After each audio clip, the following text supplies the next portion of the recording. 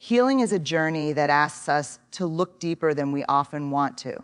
For many of us, our earliest lessons about love, safety, and self-worth came from the person who brought us into this world, our mother. And yet, many of us carry invisible wounds from that relationship. Wounds we rarely acknowledge. These wounds shape our self-esteem, our choices, and even the way we connect with others. But here is the truth. You will never fully heal until you understand something essential about your mother. Not what she did, not what she didn't do, but who she was and how it shaped her actions.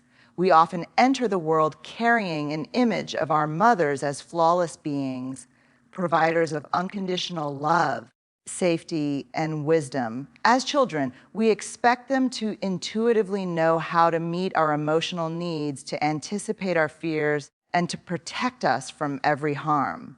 But the truth is, your mother was human before she was a mother. She was shaped by her own upbringing, her own traumas, and the struggles that life placed in her path long before she held you in her arms. Understanding this humanity is crucial because so often we unconsciously demand perfection from someone who could never meet that standard. The love a mother gives, though powerful, is filtered through her own limitations, and recognizing this is the first step towards separating her flaws from your worth. Many of the behaviors that hurt us as children were not born out of malice, but from incompleteness. A mother who was emotionally distant may have been wounded herself, never learning how to express love in a healthy way. A mother who was critical or controlling may have been repeating lessons she absorbed about survival, perfection, or self-protection. These patterns are rarely intentional. They are often the best she could offer at that time, based on her own understanding of the world and her own emotional capacity. When we see this, we stop carrying the burden of her failures as if they were a reflection of our own value. Recognizing her humanity is not about excusing harm. It is about seeing the context behind the actions and freeing ourselves from unnecessary guilt. The journey to this understanding requires courage. It is easier to cling to anger, blame, or resentment than to confront the uncomfortable truth that someone who was meant to nurture and protect us was simply doing her best in a flawed way. To acknowledge that your mother is human means facing the paradox of loving someone imperfectly while longing for something perfect. It also means embracing compassion in a space where pain has resided for years.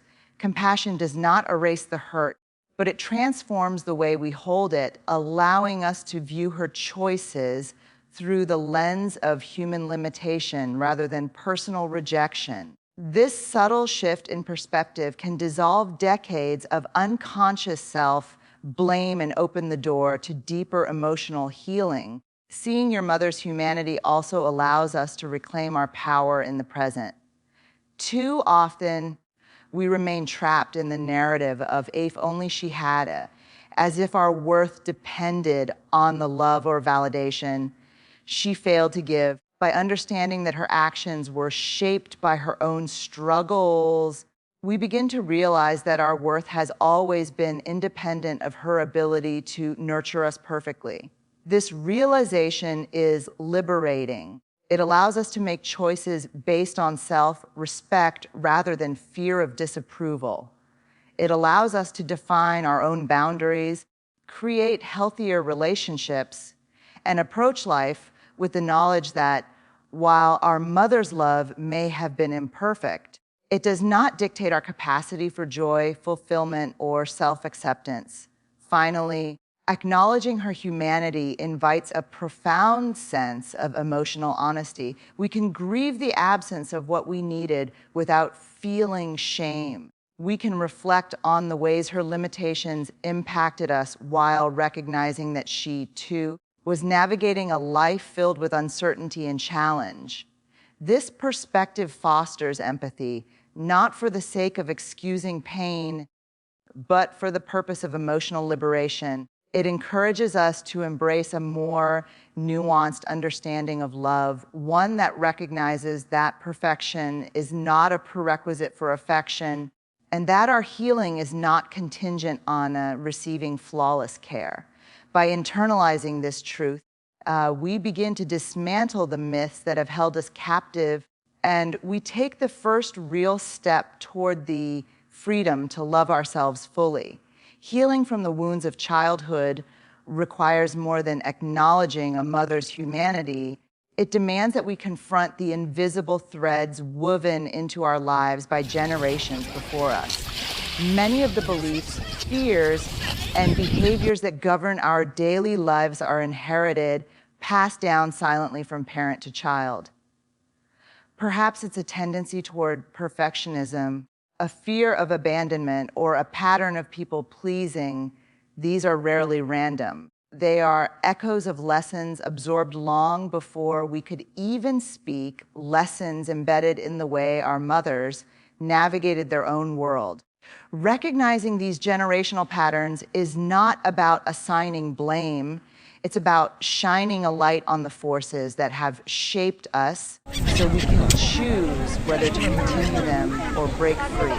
The influence of these inherited patterns often operates below the surface. We may find ourselves repeating the same mistakes in relationships, carrying anxieties we cannot explain, or reacting to situations in ways that feel automatic and overwhelming. These behaviors are reflections of the survival strategies that our mothers consciously or unconsciously adopted in their own lives. When we see this, we begin to understand that many of our struggles are not unique shortcomings. They are echoes of a system, a lineage of coping mechanisms that were handed down as a way to navigate a world that often felt unsafe or demanding. Recognizing this is liberating because it removes the illusion that our challenges are a personal failing and instead situates them within a larger story of resilience, struggle, and inherited survival. Identifying these patterns requires both honesty and curiosity. It means observing the dynamics of our relationships, our reactions to stress, and even our internal dialogue, and asking, where did this come from? How did my mother's fears or coping strategies influence the way I see myself and others? This is not an exercise in judgment, but in understanding. By tracing the origins of our behaviors, we gain the power to respond consciously rather than react unconsciously. Awareness is the first step toward choice. Once we recognize a pattern, we can decide whether it serves us or whether it's time to let it go, creating space for a life shaped by intentionality rather than inherited habits. Breaking generational patterns also requires courage because it often means going against what feels familiar. The ways we were raised can feel like an invisible blueprint, and deviating from them may provoke guilt, resistance, or fear. Yet, the most profound healing occurs when we step outside of this inherited blueprint and begin crafting a narrative that reflects our true selves. This may involve learning healthier ways to communicate, setting boundaries where there were none, or practicing self-compassion in ways our mothers never modeled. Each small act of conscious change ripples outward, not only transforming our own lives, but altering the generational legacy for those who come after us. Finally, recognizing these patterns opens the door to empathy, not only toward ourselves, but also toward our mothers. When we understand the lineage of behavior that shaped her choices, we can approach her with compassion and insight, even if the pain remains. We begin to see that her limitations were not purely personal failings, but part of a broader tapestry of life, trauma, and survival. This awareness does not excuse harm or negate our experiences, but it softens the emotional burden we carry, allowing us to reclaim power over our own healing journey. By confronting the generational patterns that have influenced us, we take ownership of our growth, choosing to carry forward wisdom rather than pain, and beginning the transformative work of breaking cycles that have lasted far too long. One of the most insidious burdens many of us carry from childhood is the belief that our pain is somehow our fault. When a mother is absent, critical, or emotionally unavailable, it is easy to internalize her shortcomings as reflections of our own inadequacy. We may tell ourselves, consciously or unconsciously, that if we had been better, more obedient, or more lovable, things would have been different. This belief becomes a silent companion, shaping our self-perception, eroding our confidence, and influencing our relationships well into adulthood. Recognizing that your pain is not your fault is a critical turning point in the journey of healing. It allows you to release the heavy burden of self-blame and begin to see yourself with clarity and compassion. The internalization of blame often starts subtly. Perhaps a mother's criticism was frequent, her love conditional, or her presence inconsistent.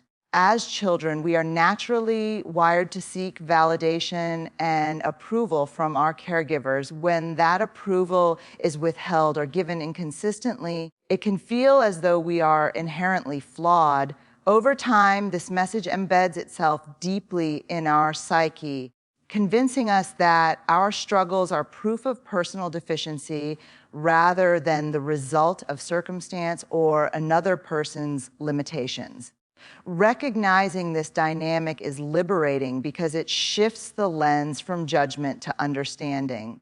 Our worth has never been contingent on someone else's ability to love or nurture us. Understanding that your pain is not your fault also requires giving yourself permission to feel. Many people grow up believing that acknowledging hurt or grief is a sign of weakness or worse, a betrayal of their parent. Yet, the very act of naming and feeling your pain is an act of courage and self-respect. It validates your lived experience and acknowledges that your emotions are real, legitimate, and deserving of attention. When we accept our feelings without judgment, we create the foundation for self-compassion, which becomes the antidote to the shame that often accompanies childhood wounds. The recognition of our own legitimacy as emotional beings is a revolutionary step in reclaiming personal power. This understanding also reshapes the narrative we tell ourselves about our relationships and life choices. When we stop blaming ourselves for past pain, we gain clarity about how to break harmful cycles. We can begin to identify patterns of self-sabotage, fear of intimacy, or people-pleasing tendencies that were unconsciously formed to adapt to a mother's limitations. By separating our sense of self-worth from her behavior, we can make intentional choices that align with our values rather than reacting out of fear or unresolved pain. This clarity allows for healthier connections with others, where love and trust are chosen and nurtured rather than demanded or feared. Finally, embracing the truth that your pain is not your fault nurtures profound emotional freedom. It allows us to grieve what we lacked without shame, to release resentment without denying our feelings, and to step into a space of self-love and authenticity.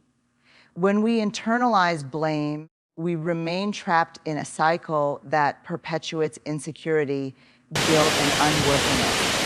By shifting this perspective, we reclaim our narrative, acknowledging that while our experiences shape us, they do not define us. Healing begins when we understand that the imperfections or failures of our mothers are not indictments of our value, but rather opportunities to cultivate resilience, self-compassion, and a conscious, empowered approach to life. Forgiveness is one of the most misunderstood concepts in the journey of healing. Many of us believe that to forgive our mothers is to condone their mistakes, to erase the pain they caused, or to reopen ourselves to the possibility of being hurt again. But true forgiveness is far from passive. It is an active, courageous choice made for ourselves, not for the person who harmed us. It is a declaration that we will no longer allow past wounds to dominate our present or dictate our future. When we recognize that forgiveness is for us, it transforms from a moral obligation into a powerful tool for emotional liberation, allowing us to reclaim the parts of ourselves that were lost to resentment, anger, or bitterness. Holding on to resentment often feels justified. After all, the pain inflicted by a mother's absence, criticism, or neglect is real and often profound. Yet, when we cling to these feelings, we inadvertently give the person who hurt us continued control over our emotional state. Resentment acts like a tether, keeping us anchored to the very experiences we long to move beyond. Forgiveness, in contrast, severs this tether, not by excusing the behavior, but by acknowledging that our well-being is more important than our right to be right. By choosing to forgive for ourselves, we shift the locus of control from the past to the present, allowing us to live with greater freedom, clarity, and peace. Forgiveness also requires honesty with ourselves. It is not about pretending the past did not happen or minimizing our pain. Rather, it is about confronting the truth of what occurred while choosing to release its power over us. This means acknowledging anger, sadness, and disappointment without letting them define our identity. It means accepting that our mother did what she could with what she knew, and that her limitations are not a reflection of our worth. By facing the pain directly and embracing its reality, forgiveness becomes a conscious act of self-preservation, a decision to prioritize emotional health over lingering bitterness. Another vital aspect of forgiveness is understanding its boundaries. Forgiving a mother does not mean allowing toxic behavior to continue or reopening doors that should remain closed. Forgiveness is an internal process, not a transaction or a permission slip for continued harm. We can forgive while maintaining distance, setting boundaries, and protecting ourselves from repeated pain. In this way, forgiveness becomes a radical act of empowerment. It frees us from the emotional chains of the past while asserting our right to self-respect and safety. It is a tool for healing, not a mandate for reconciliation, and it enables us to approach relationships from a place of choice rather than obligation. Finally, when we embrace forgiveness as a gift to ourselves, we unlock a new capacity for compassion, both for our mother and for ourselves. We begin to understand that human beings, even those who failed to nurture us fully, are often navigating their own unresolved pain. This perspective does not erase the hurt, but softens its grip and allows us to move forward without carrying it as a burden. Forgiveness is transformative because it allows us to release the emotional weight of the past, reclaim our energy, and invest it in creating a life guided by self-love, authenticity, and conscious choice. By forgiving for ourselves, we step into the freedom to heal fully, to love deeply, and to live without the shadow of resentment. Healing from the wounds inflicted by our mothers is not a linear path. It is a journey of profound self-discovery. Often, we approach healing expecting quick fixes, external validation, or simple solutions. But true healing asks us to look inward, to confront uncomfortable truths, and to embrace vulnerability in ways we may never have done before. Every step in this journey is an opportunity to explore who we are, what we value, and how the experiences of our childhood shaped the adults we have become. It is a process of uncovering the layers of self-perception, belief, and emotion that were influenced by the complexities of our maternal relationship. By engaging in this process consciously, we move beyond mere survival and begin to cultivate a life grounded in awareness, choice, and authenticity. Self-discovery in the context of healing requires a deep commitment to reflection. It asks us to examine patterns of behavior, emotional reactions, and recurring challenges in relationships, career, and self-esteem.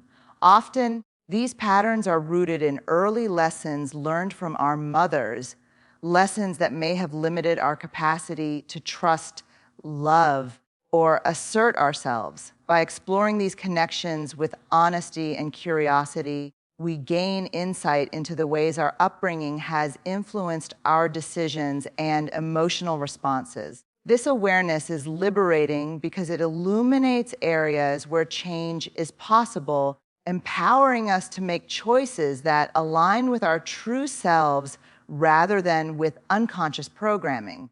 A vital part of this journey is learning to embrace vulnerability. Vulnerability is often feared because it exposes us to the risk of disappointment, rejection, or judgment, the very experiences we may have learned to avoid in childhood. Yet, embracing vulnerability is the gateway to authentic self-discovery. It allows us to confront our fears, acknowledge our desires, and recognize the strength inherent in our imperfections. Through vulnerability, we cultivate resilience and develop a deeper connection to ourselves. This process reveals that our value is not determined by external validation, but by our willingness to be honest, courageous, and compassionate with ourselves. Self-discovery also involves redefining our understanding of love and connection. Many of us enter adulthood with a blueprint for relationships that mirrors the limitations we experienced with our mothers. Healing requires us to consciously unlearn these patterns, replacing fear, expectation, and conditional love with trust, presence, and authentic connection. This may mean establishing boundaries that protect our emotional health, seeking relationships that nurture mutual respect, or learning to offer ourselves the care and compassion we once sought from others. Each intentional step in this direction deepens our understanding of who we are and what we deserve, reinforcing the empowerment that comes from self-awareness. Finally, healing as self-discovery is an ongoing process, one that transforms pain into insight, loss into clarity, and struggle into growth. It teaches us that our past does not define us, but it can illuminate the path toward a more conscious and fulfilling life. By engaging with our emotions, exploring the influences of our upbringing, and making intentional choices, we cultivate a relationship with ourselves that is grounded in acceptance, love, and personal responsibility. Healing is ultimately a journey of claiming our own narrative, understanding our worth independently of our mother's actions, and stepping into a life where our choices, rather than our wounds, shape our future. As we journey through the complexities of our relationship with our mothers, one truth becomes undeniably clear. Healing is not about changing the past or seeking perfection in someone else. It is about reclaiming your power, your worth, and your capacity to love yourself fully. By understanding that your mother was human, recognizing the generational patterns that shaped your life, accepting that your pain is not your fault, embracing forgiveness for your own freedom, and committing to the ongoing journey of self-discovery, you take control of your own story. Healing is not a single moment.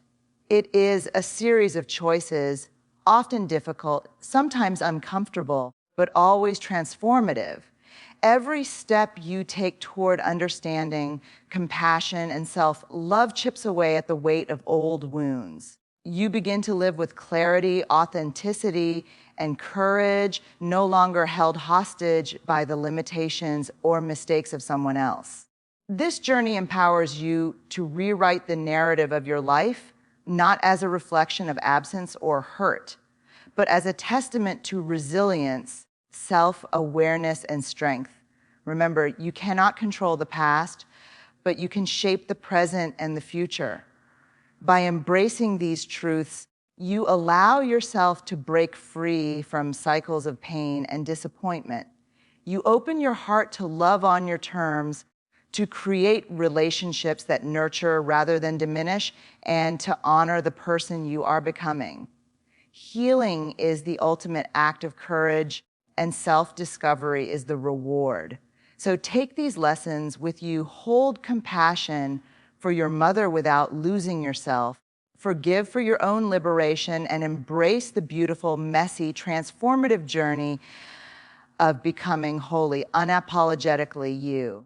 The path may not be easy, but it is yours to walk, and with each step, you reclaim the life and the love you were always meant to have.